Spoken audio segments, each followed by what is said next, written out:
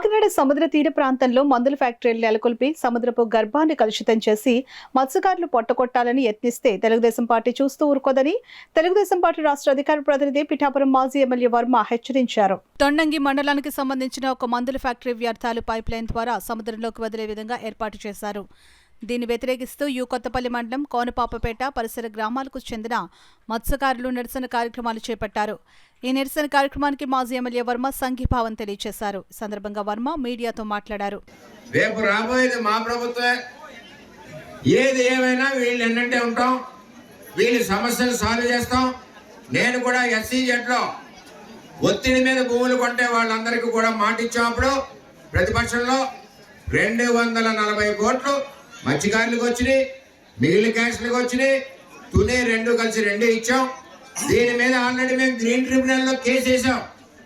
యనమల రామకృష్ణ గారు మేము కేసు నడుస్తూ ఉంది. ఇక్కడ పచ్చని సముద్రంలో పొల్యూషన్ ఉండడానికి వీల్లేదు. మీరు పట్టుపోతే వైజాగ్ నక్కపిల్ల పట్టుకోండి, మాకు సంబంధం లేదు. ఇక్కడ మేము ఉన్నప్పుడు ఇండస్ట్రీస్కి ఇస్తా ఉన్నాం. పొల్యూషన్ మందుల కంపెనీలు కాదు, ఆ ఇండస్ట్రియల్కే పొల్యూషన్ లేని కంపెనీలు పెట్టుకోండి, మీరు మాకు అభ్యంతరం లేదు. సముద్రానికి హాని కలిగే కంపెనీ ఏది వచ్చినా కూడా మేము ఎవరో ఊరుకునేది లేదు. ఈ పోరాటం ముందుకు సాగుద్ది. వాళ్ళకి అండగా అన్ని రకాలుగా వర్మన్నవాడు ఒక పార్టీ కాదు.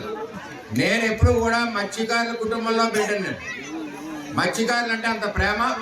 వాళ్ళకి ఏ అవసరం ఉన్నా, ఏ కష్టం ఉన్నా అన్ని రకాల సహాయ సహకారాలు ఇస్తాం.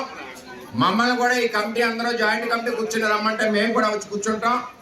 ఏ విధమైన భయపడవలసిన పని లేదు. పోలీసులకు కూడా హెచ్చరిస్తున్నాం, మీరు వీళ్ళ మీద లాఠీ చార్జీ కానీ వీళ్ళ మీద కేసులు బనాయించడం కానీ ఏది చేసినా సరే బుల్లెట్ ముందు మాకు తగిలానికి వెళ్ళాలి.